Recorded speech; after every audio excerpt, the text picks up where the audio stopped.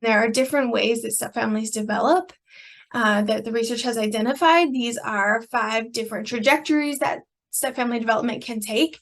So the first one is accelerated. So this is a rapid, accelerated development of family roles, norms, and boundaries, and feeling like a family, right? And that's a lot of people's goal in terms of stepfamily development. They want to feel like a family. They want to have those family roles and norms. And so it's nice to see that the largest percentage of trajectories, at least in this study, were accelerated.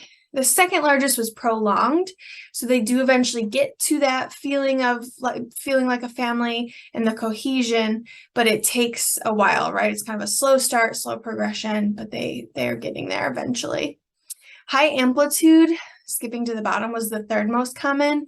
And this one is where you're seeing ups and downs, kind of like the bottom of the screen, the waves there, fluctuations between feeling like a family and not feeling that way. So it's pretty unstable. It totally depends on, what's going on, what the latest kind of conflict or drama might be.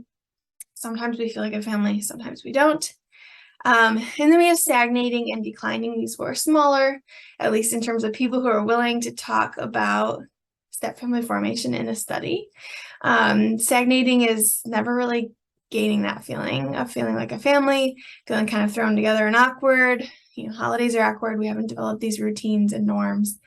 And then declining is definitely not what most people would want to see in terms of stepfamily development, where sort of started out all right, but feeling like a family has decreased over time instead of increased, and things are kind of strained and going in the wrong direction if your goal is to have happy, healthy family. There's also stepfamily types that have been identified. So these are kind of interesting. The first is bonded. So this is stepfamilies that feel pretty close. They have very little conflict. They have open communication, right? They definitely have that sense of feeling like a family.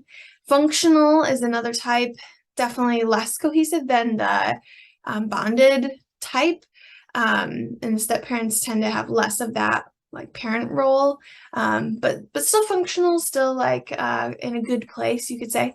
Ambivalence, the word ambivalent itself just means holding a positive and negative view on something, or feeling positive and negative about something at the same time. And we feel ambivalence about a lot of things, but that's a type of stepfamily as well. So there's good things, there's bad things, which sort of results in this moderate cohesion, right? Evasive is another stepfamily type. So not feeling very close to the step-parents, much more prone to conflict and avoidance in this stepfamily type.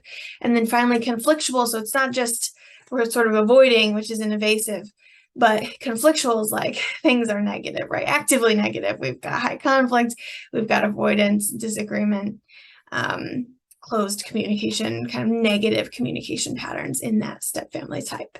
So if you're part of a stepfamily, hopefully you're able to identify your stepfamily type and the sort of trajectory of development that your family took.